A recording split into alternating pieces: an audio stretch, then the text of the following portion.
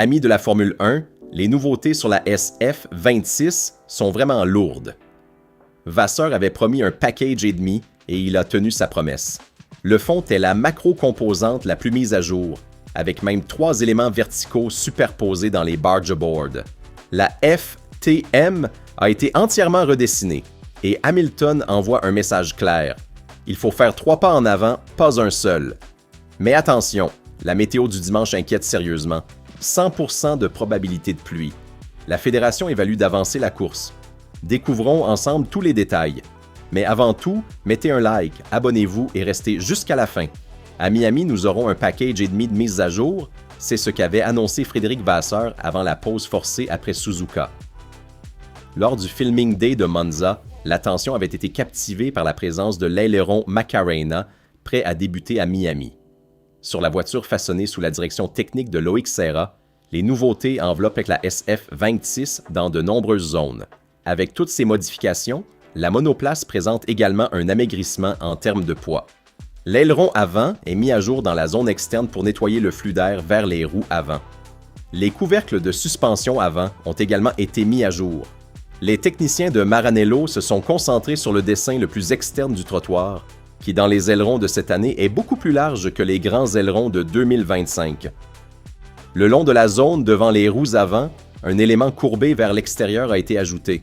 Son objectif, c'est de protéger la roue avant du flux d'air qui vient frapper la bande de roulement, ce qui en général crée de la résistance à l'avancement. C'est une solution déjà répandue parmi les ailerons des autres équipes, y compris la Mercedes W17. Le fond porté en Floride est un mélange de nouveautés regroupées, dont certaines avaient été prévues pour la course du Bahreïn, désormais annulée. La nouveauté la plus visible concerne surtout les barge boards.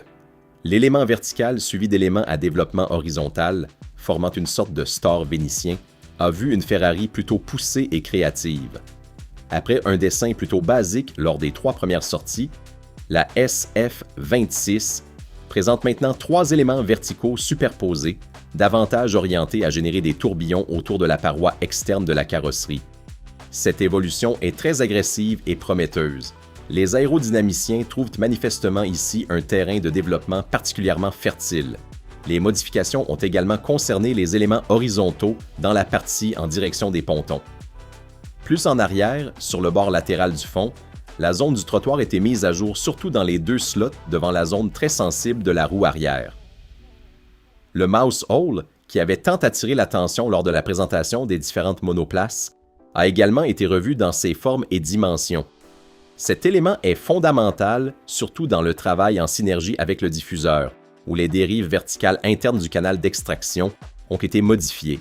Très au centre des discussions se trouve la solution devant l'échappement de la SF26, qui obture partiellement la section de sortie de ce dernier. Plusieurs équipes se sont immédiatement inspirées de cet élément pour étudier cette solution, qui offre certains avantages aérodynamiques. Cependant, pour la répliquer intégralement, une position de la boîte de vitesse plus reculée était nécessaire. Imiter la solution efficiente de Ferrari sera pratiquement impossible cette année. À Miami, on a commencé à voir les premières solutions, parfois inventives comme celle de Williams, ou qui ont nécessité une intervention supplémentaire comme Red Bull, qui a modifié son propre échappement pour introduire une mini FTM. Mais elle reste loin du design plus efficace présent sur la SF26. Il ne s'agit pas de copier, mais de comprendre. C'est ce qu'avait dit Rob Marshall, faisant référence précisément à certaines solutions Ferrari et à leur implémentation possible sur McLaren. Les autres analysent pour éventuellement suivre cette voie, mais en attendant à Maranello, on continue à développer et à profiter d'une situation d'avantage. C'est ainsi qu'on voit sur la SF26 une FTM entièrement redessinée, plus affinée et sophistiquée. Son objectif est désormais connu et en théorie, elle devrait s'associer encore mieux à l'utilisation de l'aileron Macarena, en exploitant le soufflage vers le haut des gaz d'échappement pour réduire la densité de l'air et augmenter l'efficience en ligne droite de l'aileron arrière. Elle était attendue et s'est immédiatement montrée à l'intérieur des stands. Ferrari a apporté à Miami, comme annoncé, la version définitive de son aileron arrière inversé, désormais rebaptisé Macarena.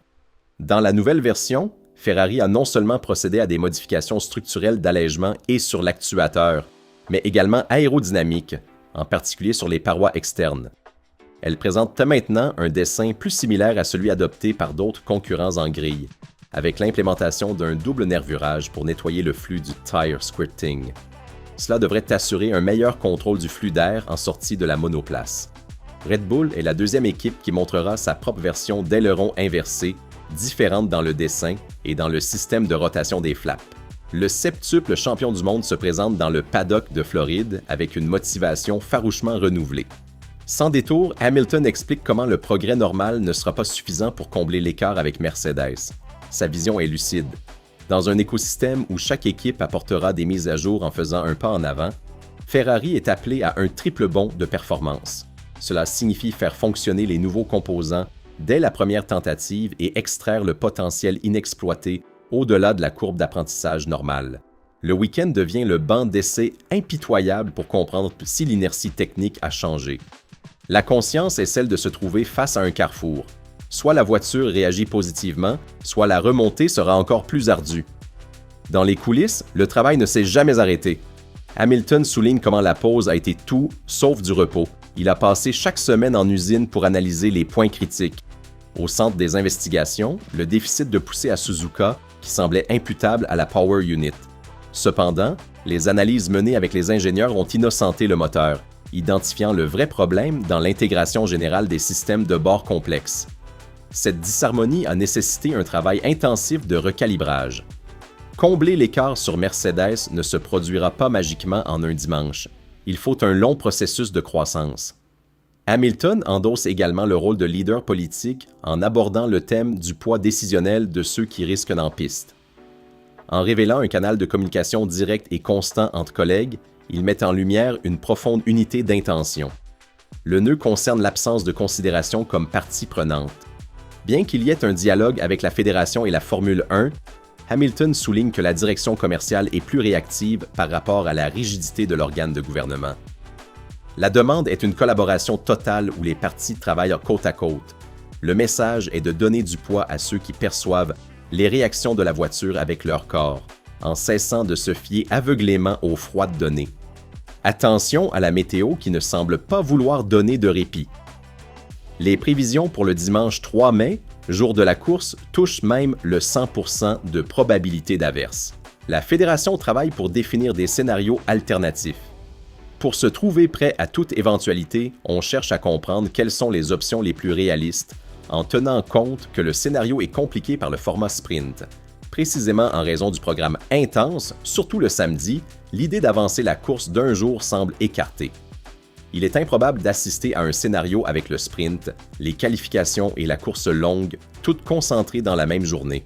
La solution la plus réaliste pourrait être d'avancer de quelques heures le départ, actuellement fixé à 16 heures locales. Hors des radars, la possibilité de reporter la course au lundi, comme cela s'était produit en MotoGP en 2009 au Qatar. La raison est liée aux contrats en vigueur avec les chaînes de télévision. Un porte-parole de la fédération a rappelé qu'il n'y a actuellement aucune hypothèse d'annulation du Grand Prix. Si vous avez aimé découvrir toutes les nouveautés techniques et les mots d'Hamilton, laissez un like et abonnez-vous.